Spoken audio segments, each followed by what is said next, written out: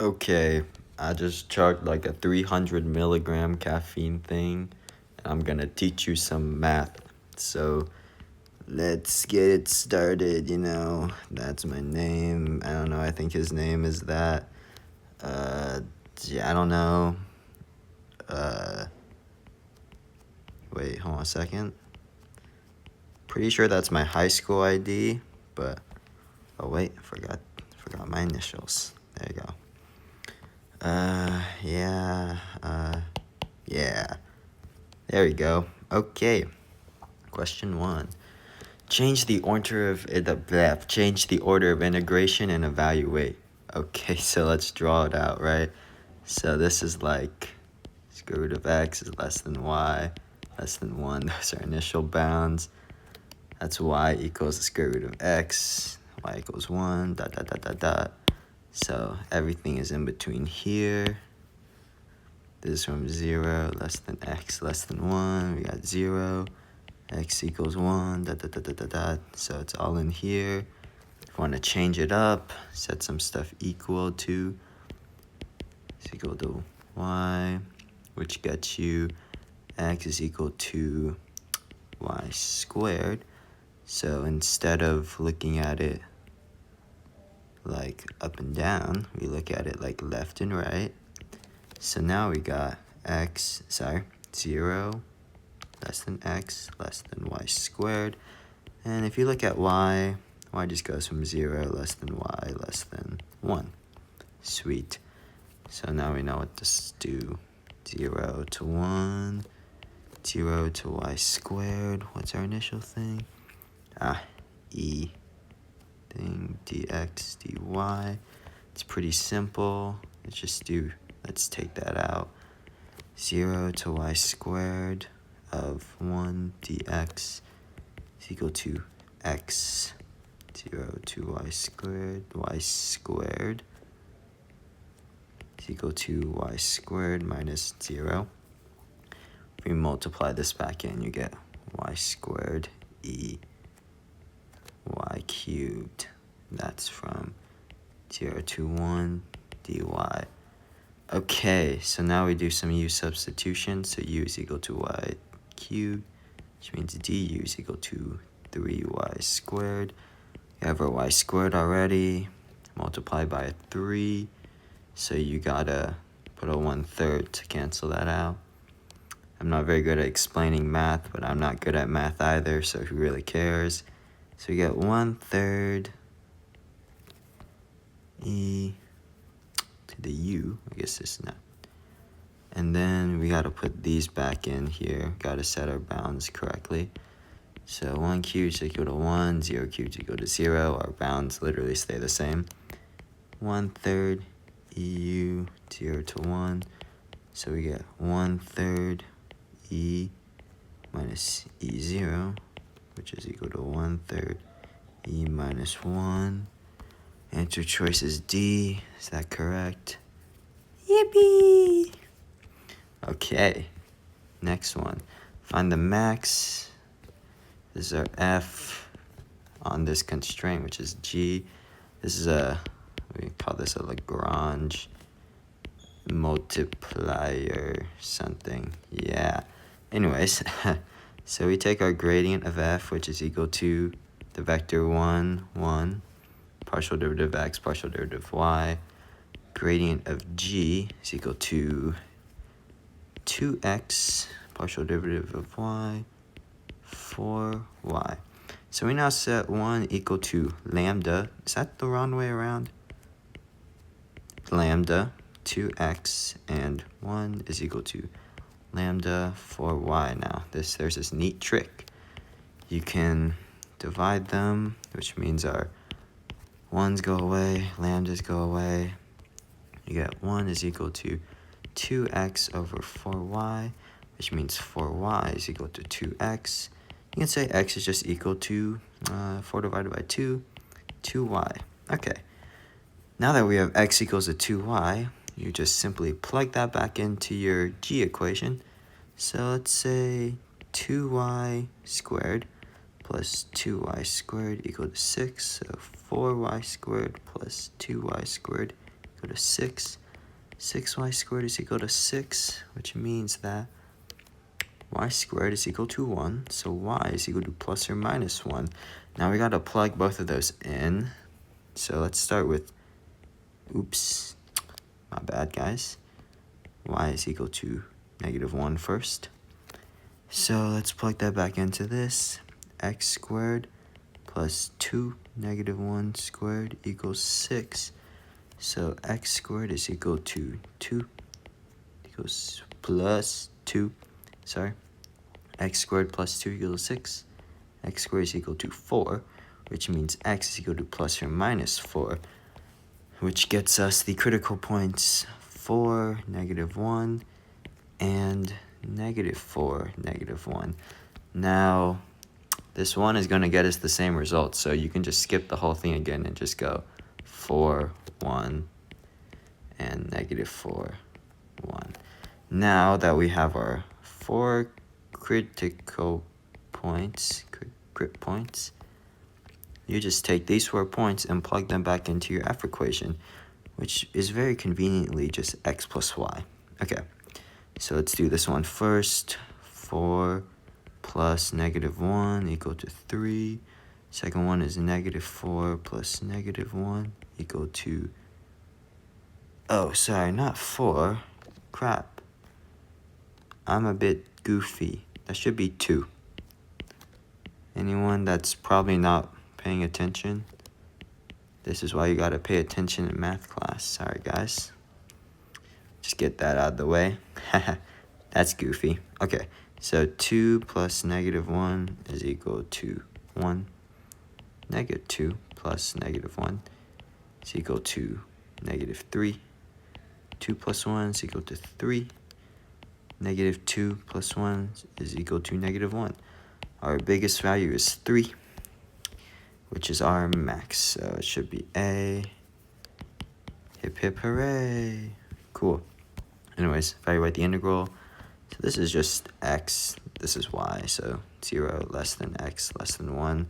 0 less than y less than 2. Fun stuff. Okay. Let's evaluate from x first. 0 to 1, 0 to 2. 2xy squared over x squared plus 1 dx dy. This is an ugly integral, but we can just take the y squared out, and then 0 to 1 of 2x over x squared plus 1. Now we just do a super simple thing. We do some u substitution. U is equal to x squared plus 1. Du is equal to 2x. 2x is already there, so we just get 1 over u. Don't forget this, it's still there. Now we plug our 1 and our 0 back in. 1 squared plus 1 is equal to 2. 0 squared plus 1 is equal to 1. So that's our new thing. If we take the integral, that's just natural log of u from 1 to 2. Natural log of 2 minus natural log of 1, which is equal to 0. So this all goes away. So we just get y squared natural log of 2. Now that integral is 0 to 2. Fun stuff. Which, once we integrate that, we get y cubed divided by 3 natural log of 2, 0 to 2, equals to 8 over 3 natural log of 2 minus 0. So the answer is 8/3 natural log of 2, which is D. Is that our answer? Yay. Cool. Okay, so between the circles, this and that. So, just by looking at this, you know you're going to want to use cylindrical. Sorry, this is a double integral, my bad. You're going to want to use polar. Polar is the 2D. Cylindrical is the 3D.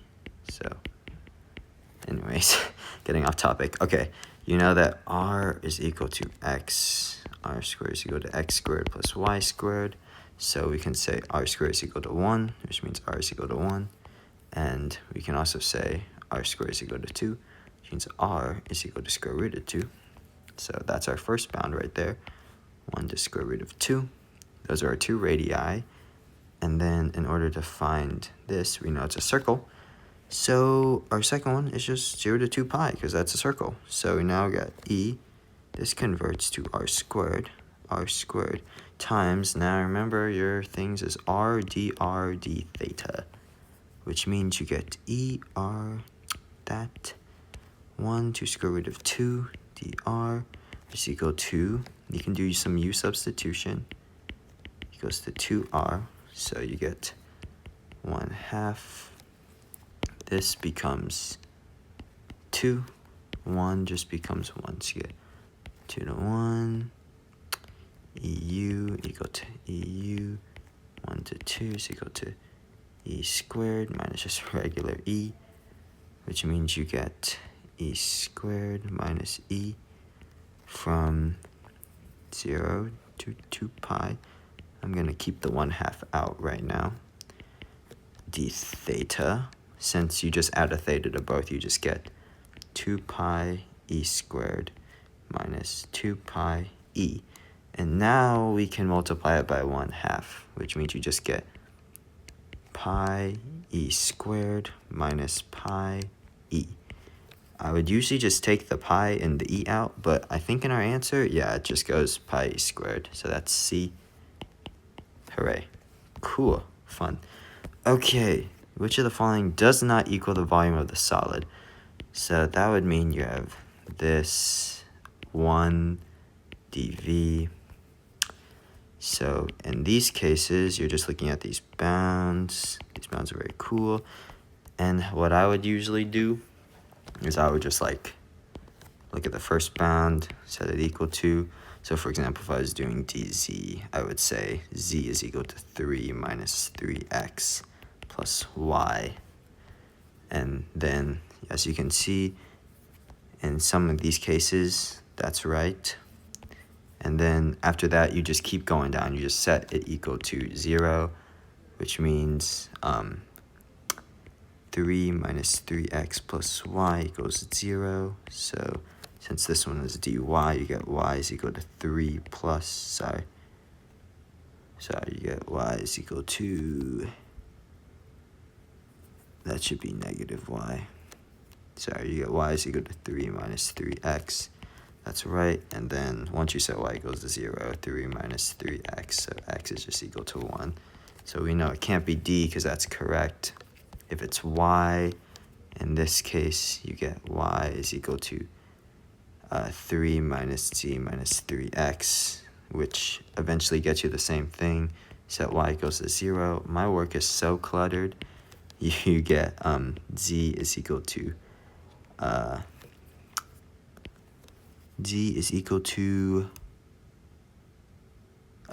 that's an x bound. You get 3x is equal to 3 minus z, so x is equal to 3 minus z over 3. That's correct. And then eventually z also just equals to 3. That's correct. Now, I was going to check all of these, but I low-key don't want to because there are simpler ways to do this.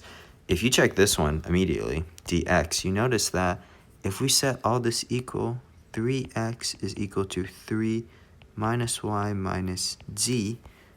So x should be equal to 3 minus y minus z over 3, but it's not, which means this one is already wrong, which means our answer is actually E. So just make sure to look for smaller things. Yeah, that's E. Sorry, I can't explain that more, but I'm tired.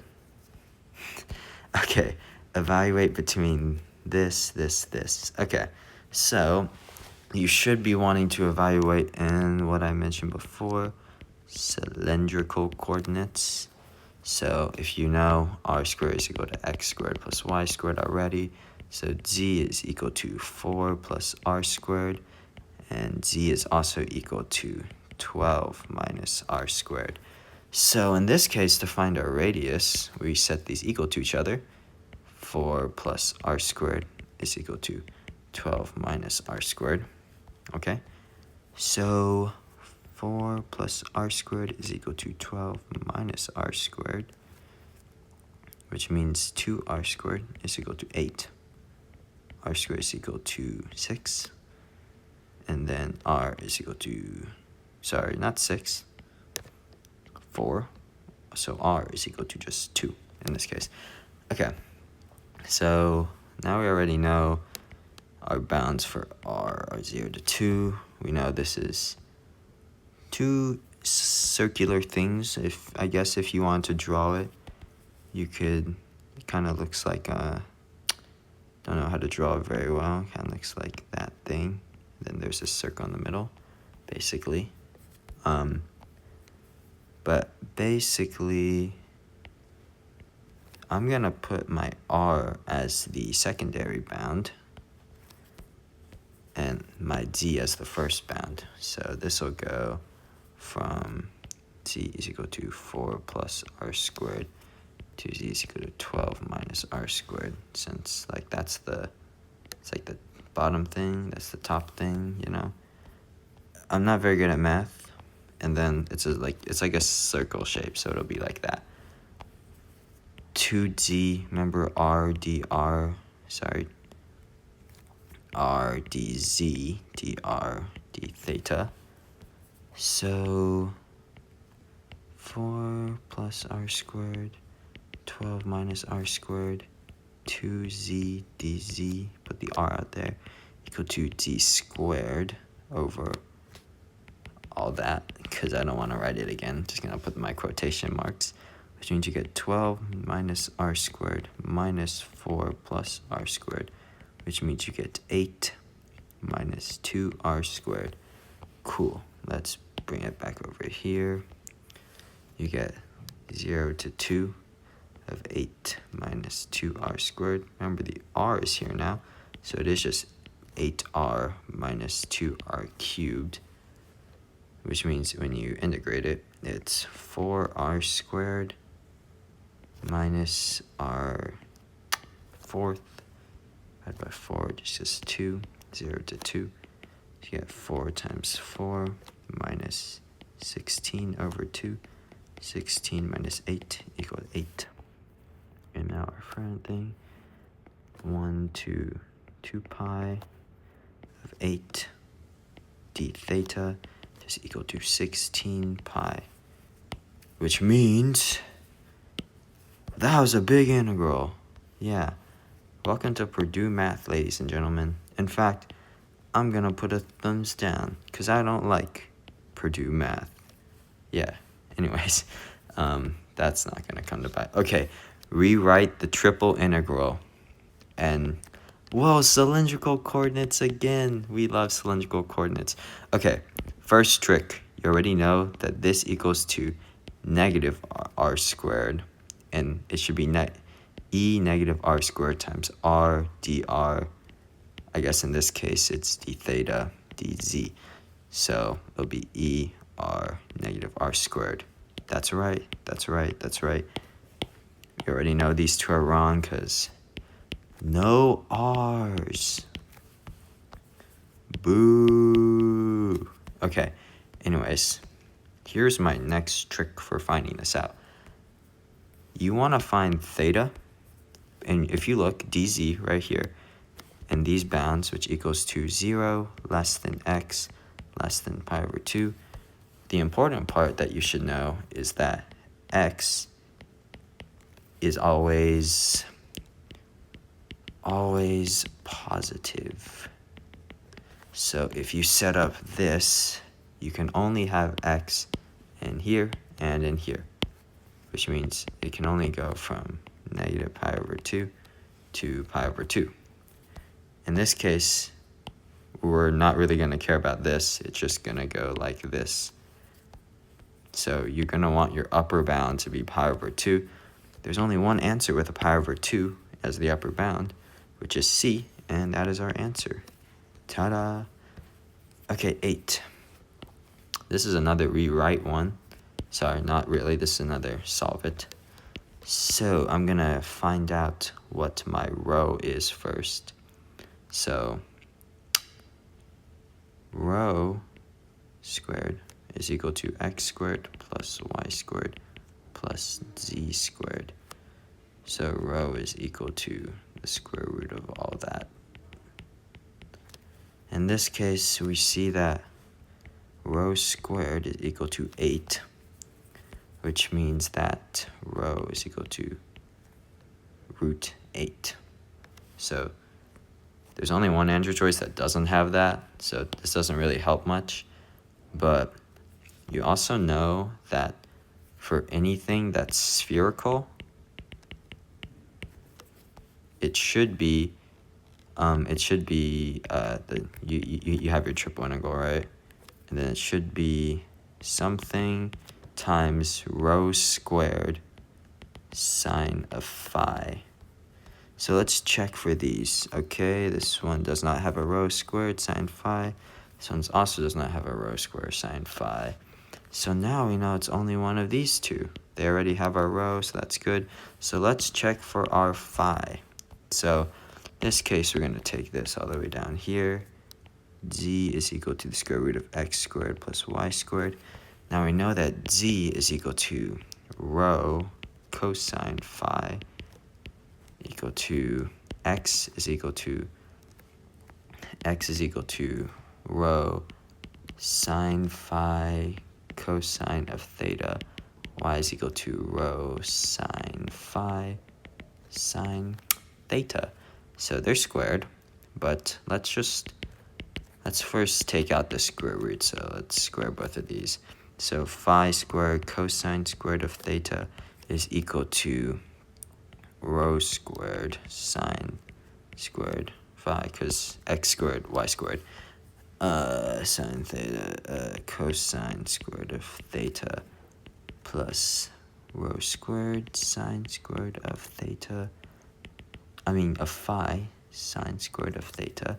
So now we take out the rho squared sine squared of phi cosine squared of theta plus sine squared of theta equal to 1. So we just get phi cosine squared of theta is equal to phi squared sine squared of theta. We take out the rho squared because we don't take those. And we divide these. We know that's equal to 1, which means tangent squared of phi is equal to 1. And we know that just looking at the unit circle, that's going to be pi over 4. So phi is equal to pi over 4. This case, that would be D, which is correct. Sweet. Okay, which one is a radial field? Okay, so if you look at a vector field, the radial fields will always point either all outwards or they will point all inwards. There's no ifs, ands, or buts. They're all out or all in. In this case, there's a few ones you should look at. If you look at this vector, it will always be positive, which cannot be the case. And this one will always be positive, so that's not the case either, because the vector is your direction, and that's what's very important. In this case, a radial field, here's a good little trick. This is how I helped. A radial field will always be something in the form of x and y. And in this case, you see this is yx, this is yx. So I just took those out and got A, which is the answer. Okay, find the center of mass of the rectangle. So you know the center of mass is x bar, y bar of 0 to x of 1, 0 to y of 2. I should probably respond to my mom eventually. And then this, you get like this density equation right here.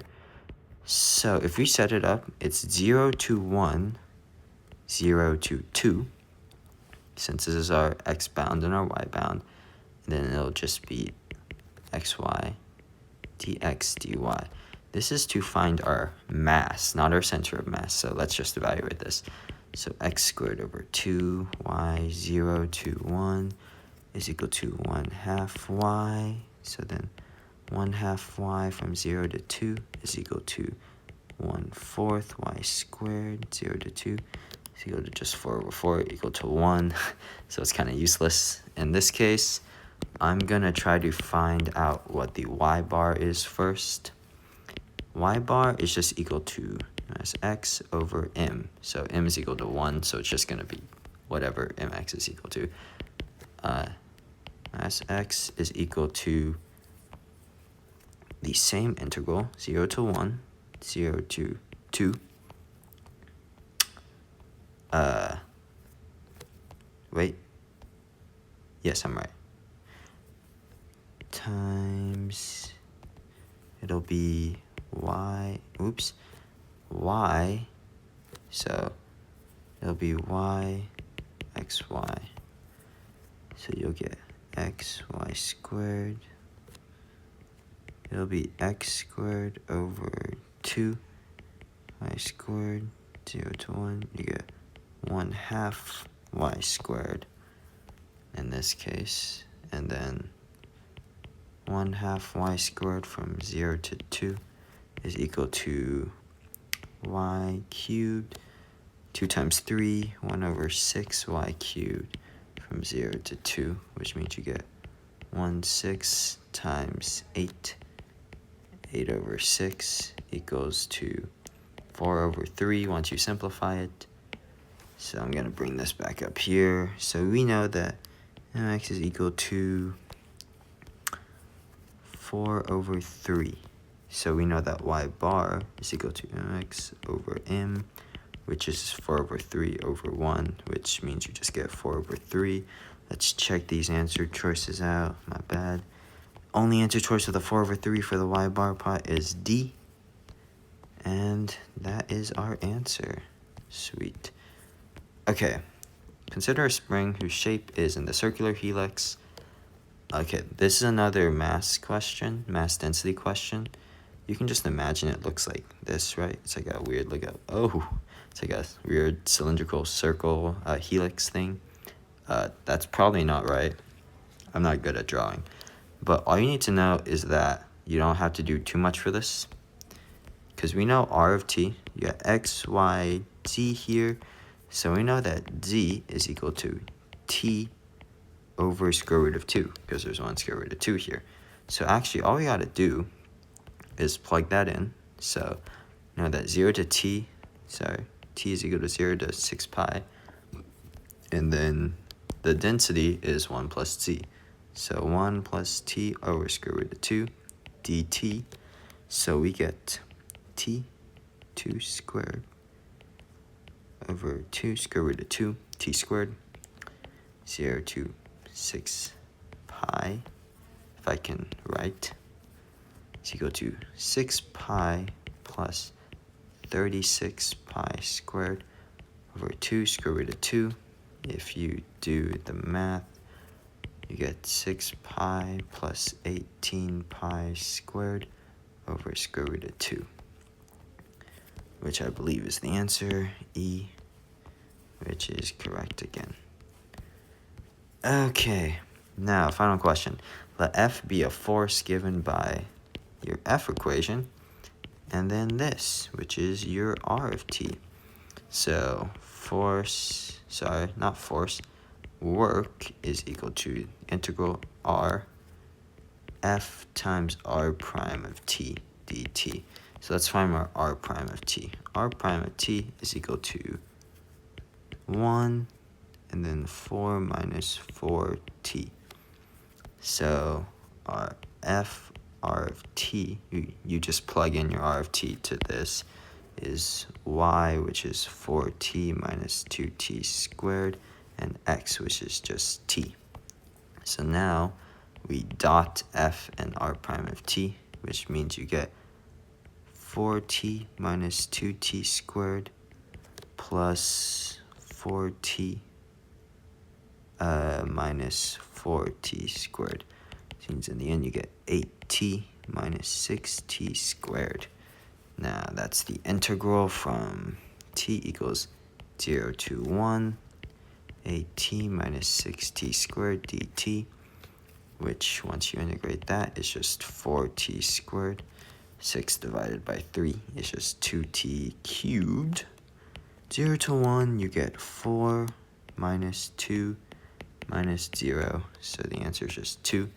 In this case, it's B, which is correct. Congrats, you have survived Purdue Math. Yay, yippee. I hope you found this guide not helpful, because I didn't find it helpful. I mean, I found it helpful for my channel. Have a good day.